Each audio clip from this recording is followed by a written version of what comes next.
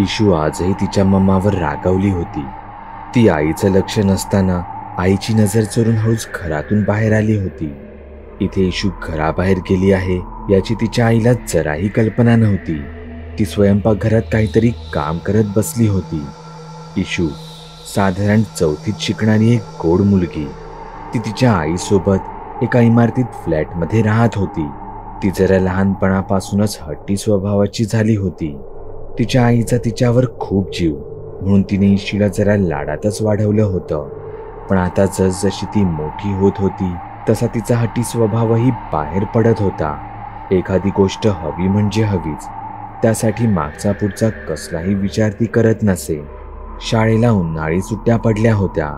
त्या दिवशी संध्याकाळी दोघी मार्केटमधून जरा उशिराच घरी आल्या. पण इशूचा चेहरा रागाने फुलला होता. त्यामागचं कारण एक बाहुली होती, महागडी बोलणारी बाहुली. ती हवी म्हणून इशूने तिच्या आईकडे हट्ट केला होता. इशूचा राग कमी करण्यासाठी घरी आल्यावर इशूची आई इशूला समजावू लागली. तिने इशूच्या डोक्यावरून प्रेमाने अलगद तिचा हात फिरवला आणि ती इशूला म्हणाली, इशू जरा समजून घे ग मला. आताच आपला बराच खर्च झाला ग. मम्माच्या एकटीच्या पगारात मम्माला सगळं नाही मॅनेज होत. पण हो, मी प्रॉमिस करते तुझ्या बर्थडेला मी नक्की तुझ्यासाठी ती बाहुली घेईन. इशूने रागातच तिच्या आईचा डोक्यावरचा हात तिच्या हाताने झटकून दिला. मम्मावर नको ग असं रागावूस. तुला शिरा आवडतो ना? थांब, छान साजूक तुपातला शिरा करून देते तुला. त्यात खूप साऱ्या मनुकाही टाकते. इशूच्या आईने तिच्या मुलीला हॉलमधला टीव्ही लावून दिला.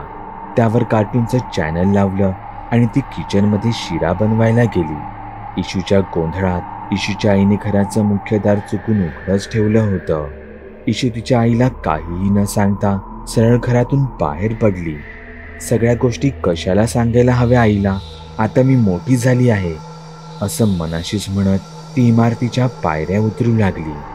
ती तिथून धावत इमारतीच्या गार्डनमध्ये गेली. साधारण 6:30 वाजले होते. मुलं 4 वाजल्यापासून खेळून आता दमली होती. बरीच मुलं घरी परतत होती. तेवढ्यातच त्या मुलांच्या कानावर एक ओळखीचा आवाज पडला. तशी सगळी मुलं धावत त्या आवाजाच्या दिशेने गेली. आईस्क्रीमवाल्याची गाडी आली होती. सगळी मुलं धावत पळत आईस्क्रीमवाल्याकडून रंगीबेरंगी आईस्क्रीम घेत होती. इशू हे सगळे लांबून पाहत बसली होती. तिने तिच्या फ्रॉकच्या खिशात तिचे छोटेसे हात घालून तपासलं तर तिच्या खिशात तर एकही छदाम नव्हता. ती विचार करत स्वतःशीच म्हणाली, ही मुलं दर दिवशी आईस्क्रीम खातात, हे कुठे आजारी पडतात. पण माझी मम्मा मला नेहमी ओरडते. मी आजारी पडेन असं कारण सांगून ती कधीतरीच आठवड्यातून एकदाच मला आईस्क्रीम देते. इशू रडवेली होऊन तिथल्याच एका धक्क्यावर जाऊन बसली. तेवढ्यातच तिला कसला तरी आवाज आला. शुकशुक करून कोणीतरी तिला बोलावत होतं. इशूने इथे तिथे पाहिलं. तिला तिथे कोणीच दिसत नव्हतं. ए मुली, ए लडकी, इथे. हो इथेच, पाठी बघ. इशू पाठी वळली आणि क्षणभर दचकलीच. पाठी एक भयानक चेहऱ्याचा वृद्ध माणूस एका झाडी आड खाली त्याच्या पायांवरच बसून होता. तो एक कुल्फीवाला होता. त्याच्या समोर त्याची टोपलीही होती. इशू त्याला बघून 2 पावलं मागेच झाली. त्या माणसाला हे लगेच जाणवलं. तो इशूला म्हणाला, कुल्फी खाणार का? इशूने घाबरतच नकारार्थी मान डोलावली. अगं घे ग, घाबरू नकोस. पण माझ्याकडे पैसे नाही आहेत. पैसे नाहीत, काही हरकत नाही. ही माझ्याकडून तुला, मुफ्त में, अभी ले लो भी बेटा. इशूने एकदा त्या मुलांकडे पाहिलं. ती सगळीच तिथे आईस्क्रीमची मजा लुटत होती. इशूच्याही तोंडाला पाणी सुटलं. तिला राहावलं गेलं नाही आणि तिने कुल्फीवाल्याच्या हातातील कुल्फी घेतली. ती तिथेच बसून ती कुल्फी खाऊ लागली. तोच इशूची आई धावत धावत खाली आली. इशू घरात कुठेच नाही म्हणून ती खूप घाबरली होती. पायऱ्यांवरून धावत आल्याने तिला धाप लागली होती. इशूला समोरच बसलेला पाहून तिच्या जीवात जीव आला. पण इशू न सांगता खाली आली म्हणून तिचा राग मात्र अजूनच वाढला होता. इशूची आई रागारागातच इशूकडे गेली. ती इशूला काही बोलणार तोच तिने इशूच्या हातात कुल्फी पाहिली. इशू, तू इथे काय करतेस आणि तुला ही कुल्फी कोणी दिली? त्या कुल्फीवाल्या आजोबांनी दिली. इशूच्या आईने इथे तिथे पाहिलं, तिला तो कुल्फीवाला तिथे कुठेच दिसला नाही. कोण कुल्फीवाला? कुठे आहे? इशूची आई आता इशूवर जरा जास्तच रागावली होती. अगं आई, तो इथेच तर होता. इशूच्या आईने इशूच्या हातातील कुल्फी काढून घेत ती सरळ झाडात टाकून दिली आणि तिने इशूच्या पाठीत एक धपाटाच मारला. तुला किती वेळा सांगितलंय, अनोळखी कोणी काही दिलं तर नाही घ्यायचं ते. आईचा ओरडा पडल्यावर इशू तर लगेच रडायला लागली. मग तिच्या आईलाच कसं तरी वाटलं. रडू नकोस, थांब, आपण आईस्क्रीम घेऊ, मग तर झालं, असं म्हणत इशूच्या आईने गार्डन जवळील त्या नेहमीच्या आईस्क्रीमवाल्याकडे पाहिलं. तर तोही अंधार झाल्याने त्याची गाडी घेऊन तिथून निघून गेला होता. आता तर इशू अजूनच रागावली. ती जोरजोरात हातपाय आपटत स्वतःच्या घरी निघून गेली. तिच्या पाठून तिची आईही गेली, पण इशू तिच्या बेडरूममध्ये जाऊन झोपली. इशूची आई हॉलमध्येच बसून विचार करू लागली, या मुलीला कसं समजवायचं आता. आता तर हिच्यावर लक्ष ठेवून राहायचं नवीन काम निघालं, नाहीतर ही परत कुठेतरी न सांगता जायची आणि माझ्या जीवाला घोर लावायची. दुसऱ्या संध्याकाळी इशूला तिच्या आईने खेळायला खाली गार्डनमध्ये आणलं होतं. झोपाळा, घसरगुंडी, इतर मुलामुलींसोबत पकडापकडी. इशू आज जरा आनंदी दिसत होती. ती अधूनमधून आईला हाका मारून तिचा रंगलेला खेळ पाहायला सांगत होती. इशूच्या आईलाही हे पाहून थोडं बरं वाटलं. हळूहळू अंधार पडू लागला. सगळी मुलं आपापल्या घरी जाऊ लागली. इशूची आईही इशूला घेऊन तिच्या घरी जात होती. तोच एका बाईने इशूच्या आईला अडवलं. काय हो, तुमची इशू तर खूपच हुशार आहे हो, वर्गात याही वेळी पहिली आली म्हणे. ती बाई इशूच्या आईकडे इशूचं कौतुक करत होती. तोच इशू तिथून पुढे निघून आली. अगं बाळा, कुठे निघून चालीस अशी? आई कुठे नाही, तिथे बाकडावर जाऊन बसते. तिथेच बसून राहा ग, मी आलेच. आईचं बोलणं पूर्ण व्हायच्या आधीच इशू धावतच काही अंतरावर असलेल्या त्या बाकडावर जाऊन बसली. इशूची आई इशूवर नजर ठेवून होती. तिथे इशू बाकडावर बसून तिचे पाय हलवत इथे तिथे पाहत होती. इशूच्या आईची नजर काहीच सेकंदासाठी त्या बाईकडे वळली आणि जेव्हा तिने पुन्हा इशूकडे पाहिलं तेव्हा इशूच्या हातात कुल्फी होती. इतकंच नाही तर ती अंधाराकडे पाहत कोणाशी तरी बोलत होती. इशूची आई इशूचं हे वागणं श्वास रोखून पाहू लागली. इशू जवळपास 1-2 मिनिटं तिथे हातवारे करत बडबडत होती आणि अचानक ती उठली आणि सरळ त्यांच्या इमारतीत गेली. आता मात्र इशूच्या आईला राहावलं गेलं नाही. आपण नंतर बोलू, इशू एकटीच घरी चाललीये, तिच्याकडे जरा बघते. त्या बाईला असं सांगत इशूची आई इशू पाठवून इमारतीत गेली. ती जिन्याने धावत धावतच वर आली. इशूकडे नेहमीच घराची एक डुप्लिकेट चावी असायची. इशूची आईवर त्यांच्या राहत्या फ्लॅटच्या मजल्यावर आली तर इशूने आधीच घराचा दरवाजा उघडून घरात आत प्रवेश केला होता.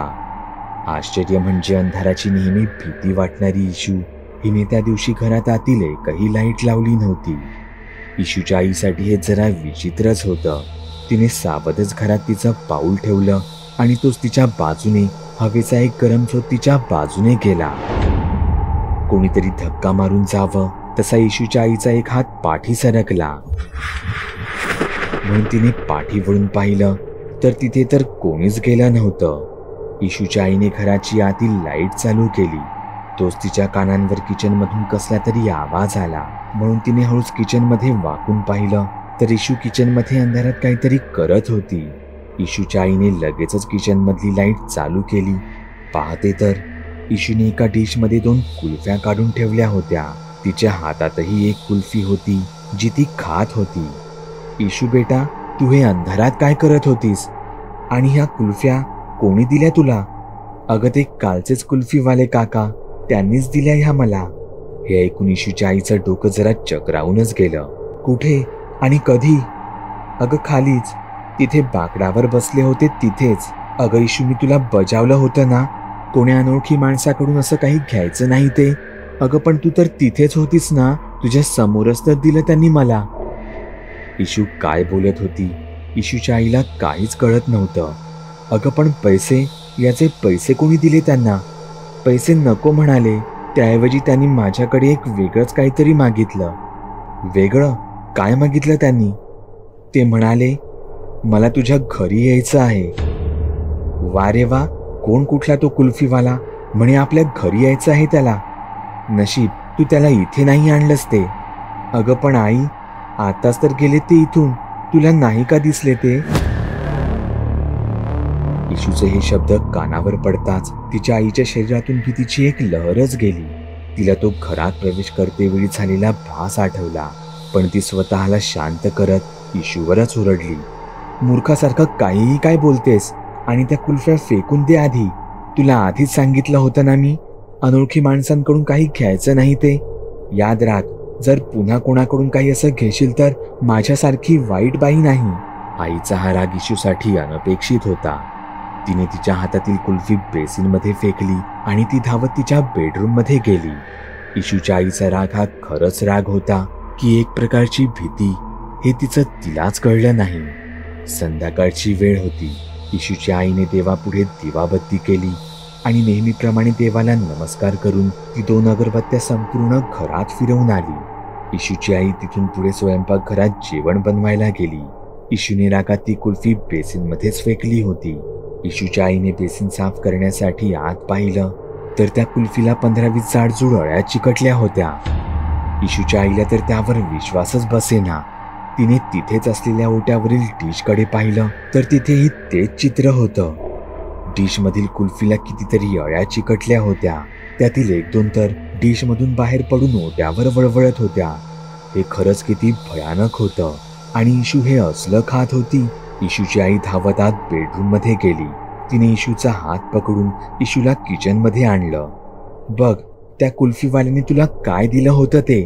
त्या वळवळणाऱ्या जिवंत अळ्या पाहून इशू घाबरून जोरात ओरडली. ती लगेच 4 पावलं पाठी झाली. पण मगाशी तरी अळ्या तिथे कुठेच नव्हत्या. आई, तू पण पाहिलं होतंस ना, मग आता कशा आल्या? तूच तर मुद्दामून नाही ना टाकल्यास? असं म्हणत इशू तिथून निघून गेली. इशूची आई विचारात पडली.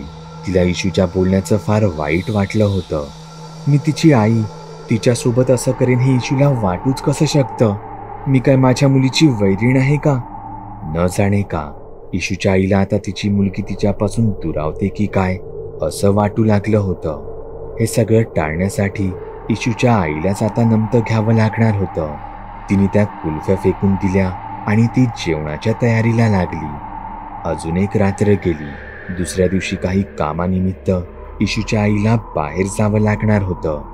तिने इशूला बजावून ठेवलं. घराबाहेर पडायचं नाही आणि कोणाला घरातही घ्यायचं नाही. तिने खाली इमारतीच्या वॉचमनलाही हे सांगितलं. तसं बघायला गेलं तर फेरीवाल्यांना इमारतीत प्रवेश बंदच होता, म्हणून घाबरण्यासारखं तसं काहीच कारण नव्हतं. पण शेवटी आईचं मन, मुलीसाठी काळजी वाटणं हे साहजिकच होतं. इशूच्या आईने जेवढं शक्य होईल तितक्या लवकर घरी यायचा प्रयत्न केला, पण शेवटी व्हायचा तेवढा उशीर हा झालाच होता. तिथे नेहमीचा आईस्क्रीमवाला गाडी घेऊन आला होता. इशूला आईस्क्रीम देऊन खुश करावं या हेतूने इशूच्या आईने इशूसाठी 2-3 प्रकाराची आईस्क्रीम घेतली.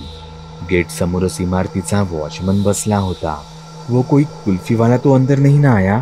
इशूच्या आईने वॉचमनला विचारलं. नहीं मैडम, ऐसा तो कोई अंदर नहीं आया. कुछ प्रॉब्लम है क्या? जाते वक्त भी आपने बोला था. नहीं नहीं, कुछ नहीं, ऐसे ही, असं म्हणत इशूच्या आईने इमारतीत प्रवेश केला. तिच्या चेहऱ्यावर एक प्रकारचं समाधान होतं. इशूला सरप्राईज द्यावं म्हणून इशूच्या आईने घराची बेल न वाजवता डुप्लिकेट लॅचच्या चावीनेच घराचं दार उघडलं. पाहते तर घरात आजही संपूर्ण अंधार केलेला होता. टीव्ही तेवढा चालू होता.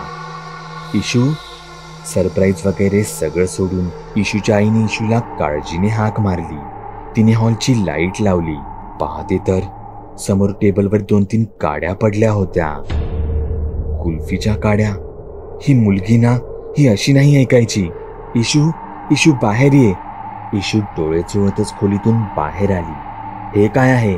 या काड्या कसल्या? कुल्फीच्या. इशूला तिथे काय झालं तेच कळेना. इशूची आई मात्र रागारागात इशूकडे गेली. तिने इशूच्या पाठीत 2 थपाटे मारले. किती वेळा सांगू तुला, बाहेरचं कोणी दिलेलं नाही खायचं म्हणून? आता तर तो सरळ आपल्या घरात यायला लागलाय. इशू ठाय मोकळून रडत होती.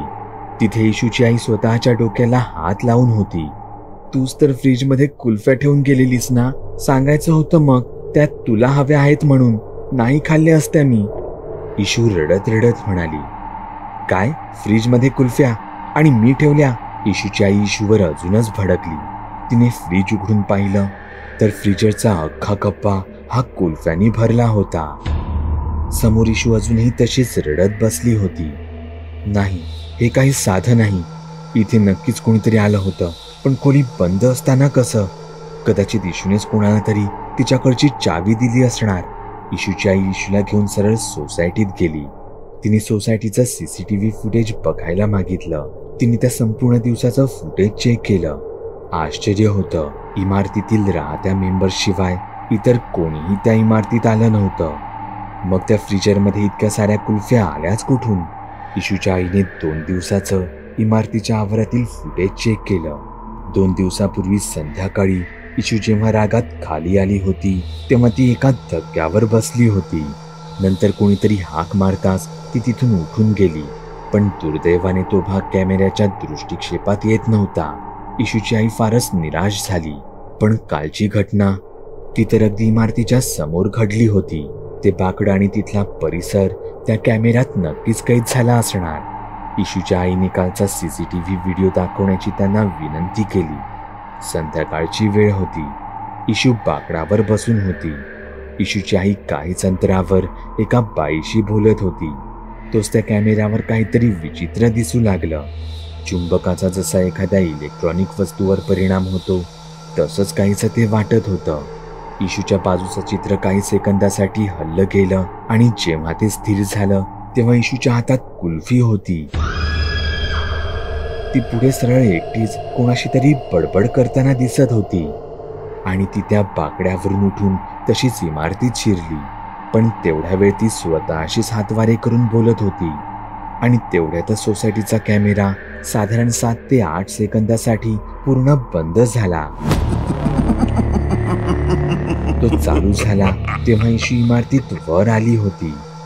सोसायटी मेंबर्सना या व्हिडिओत असं काहीच कळलं नाही, पण इशूची आई हे दृश्य पाहून फारच घाबरली होती.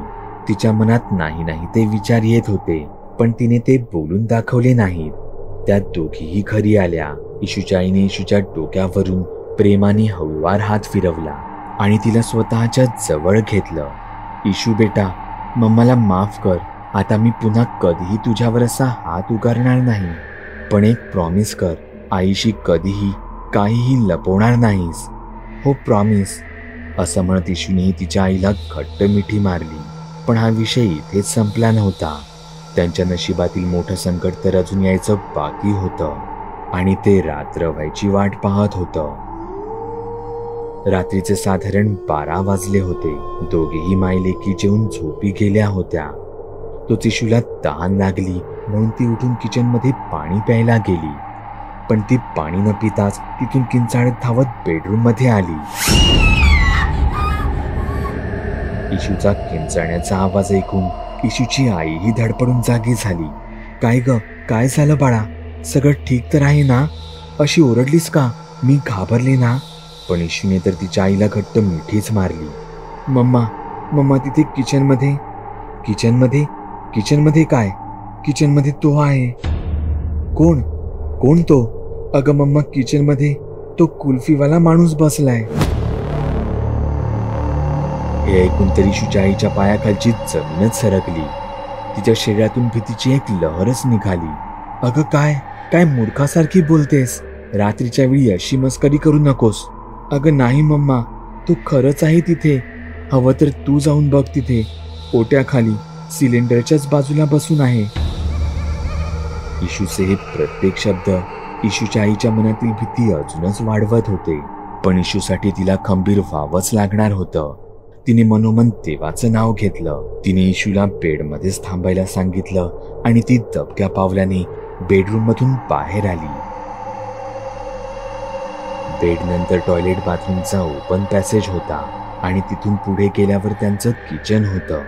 इशूची आई हळूच बाथरूम समोरच्या पॅसेजमध्ये आली. ती अजून थोडी पुढे गेली आणि तिने किचनमध्ये वाकून पाहिलं तर किचनच्या ओट्याखाली खरंच एक माणूस बसून होता. त्याला पाहून इशूच्या आईचे हातपाय गार पडले. ती थरथरू लागली. तिची भीतीने बोबडीच वळाली आणि काही कळायच्या आधीच तो माणूस त्याच्या 2 हात आणि 2 पायांच्या मदतीने एखाद्या प्राण्यासारखा तिथून धावत बाहेर आला. त्याने इशूच्या आईवर सरळ झडपच मारली, पण ती विजेच्या वेगात मागे झाली आणि थोडक्यात बचावली. ती तशीच धावत बेडरूमच्या दिशेने येऊ लागली. इशूने तिच्या आईच्या पाठी त्या भयानक माणसाला धावत येताना पाहिलं आणि इशू जोरात किंचाळली. इशूची आई कशीबशी धावत बेडरूम मध्ये शिरली आणि तिने बेडरूमचा दरवाजा आतून घट्ट लावून घेतला. इशू भीतीने जोरजोरात रडत होती. इशूच्या आईचं शरीरही भीतीने थरथरत होतं. त्या दोघींनी ती संपूर्ण रात्र त्या बंद बेडरूम मध्येच घालवली. त्या संपूर्ण रात्री त्यांच्या किचनमधून भांड्यांचा आवाज येत राहिला. तो माणूस अख्खी रात्र हॉलमधून किचनमध्ये आणि किचनमधून पुढे बेडच्या दारापर्यंत धावत राहिला. इशू काही वेळाने तिच्या आईच्या मांडीवर झोपी गेली, पण इशूची आई मात्र रात्रभर देवाचा जप करत राहिली. पहाट होताच इशूच्या आईने तिच्या एका मैत्रिणीला फोन केला. तिने गेल्या 3 दिवसांत घडलेला सगळा प्रकार त्या मैत्रिणीला सांगितला आणि तिला तिच्या घरी बोलावून घेतलं. पण तोवर कोणीच बेडरूम मधून बाहेर जायचं धाडस केलं नाही. अचानकच घराची बेल वाजली. त्या आवाजाने दोघींनीही भीतीने अंग काढलं. बाहेर कदाचित इशूच्या आईची मैत्रीण आली होती, पण बेडरूम बाहेर पडायची इशूच्या आईची अजूनही हिंमत होईना. पण सकाळ झाल्याने तिला तेवढा आधार होता. तिने बेडरूमचं दार हळूच उघडलं. बाहेर कोणीही नव्हतं, म्हणून ती सावध पुढे गेली. तिने किचनमध्ये पाहिलं तर तिथे किचनच्या ओट्याखाली 4-5 कुल्फ्या पूर्णपणे विरघळून पडल्या होत्या. पण तो माणूस मात्र तिथे कुठेच दिसत नव्हता. तोच पुन्हा एकदा दारावरची बेल वाजली. इशूची आई बेलच्या त्या आवाजाने पुन्हा एकदा दचकली, पण तिने बाहेर जाऊन लगेचच घराचं दार उघडलं. दारावर खरंच तिची मैत्रीण आली होती. तिला खरं तर भूत, प्रेत, आत्मे यांची बरीच माहिती होती. इशूच्या आईने तिला पुन्हा एकदा सगळं काही अगदी सविस्तर सांगितलं. त्या मैत्रिणीने इशूलाही काही प्रश्न विचारले. थोडा विचार केल्यावर ती जरा गंभीर स्वरात म्हणाली, तुमच्या घरात एका अतृप्त अशा आत्म्याचा वास आहे. गेले 2 दिवस तो इथेच राहत आहे. बोलण्याच्या नादात इशूनेच त्याला या घरात यायची परवानगी दिली होती. पण घाबरू नको, यावर आहे माझ्याकडे एक उपाय. तुला या घरात एक पूजा घालावी लागेल, शक्य असल्यास आजच. मग तुम्हाला त्याचा काहीच त्रास होणार नाही. इशूच्या आईने त्याच दिवशी सांगितल्याप्रमाणे एक पूजा घातली. सगळं काही ठरल्याप्रमाणे सुरळीत पार पडलं. पण त्यानंतरही त्यांच्या मनात उगाचच एक भीती दाटून राहिली. किचनमध्ये शिरताच त्यांना त्या माणसाची आठवण येईल. त्यांना ती भयानक रात्र आणि त्याचा तो भयंकर चेहरा डोळ्यासमोर दिसे. म्हणून मग त्यांनी किचनमध्येच एका कोपऱ्यात गणपतीची छोटीशी मूर्ती ठेवून दिली. इशूच्या आईची मैत्रीण आठवड्याने त्यांच्या घरी आली. सगळं काही सुरळीत चाललं आहे ना याची तिने विचारपूस केली आणि मग ती इशूला उद्देशून म्हणाली, या अतृप्त शक्ती फक्त मनाने आणि शरीराने कमजोर व्यक्तींकडेच सर्वात आधी आकर्षित होतात. यासाठी तुला मनाने अधिक स्ट्रॉंग व्हायला हवं. त्यासाठी तू नेहमी देवाचं नामस्मरण करायला हवं. आणि हो, अनोळखी व्यक्तींकडून काहीही घ्यायचं नाही. अशांशी काही बोलायचंही नाही. नाहीतर अशा शक्ती तुमचा फायदा घेऊन कधी तुमच्या घरात घुसतील हे तुमचं तुम्हालाही कळणार नाही. तुम्ही सुद्धा तुमच्या गोष्टी बागुल बुवाला मेल किंवा मेसेज करू शकता. बागुल बुवा. चॅनलवर अपलोड केलेल्या नवीन व्हिडिओची नोटिफिकेशन मिळवण्यासाठी चॅनल सबस्क्राईब करायला विसरू नका. व्हिडिओ आवडला तर आमच्या मेहनतीचा मोबदला म्हणून तो लाईक करून मित्रांसोबत जरूर शेअर करा. चॅनलवरचे इतर व्हिडिओ पाहण्यासाठी इथे क्लिक करा. तसेच चॅनलवरची प्लेलिस्टही चेक करा. दर दिवशी नवनवीन भूतांचे व्हिडिओ बनवून मी तुमचं मनोरंजन करत राहू याची खात्री बाळगा.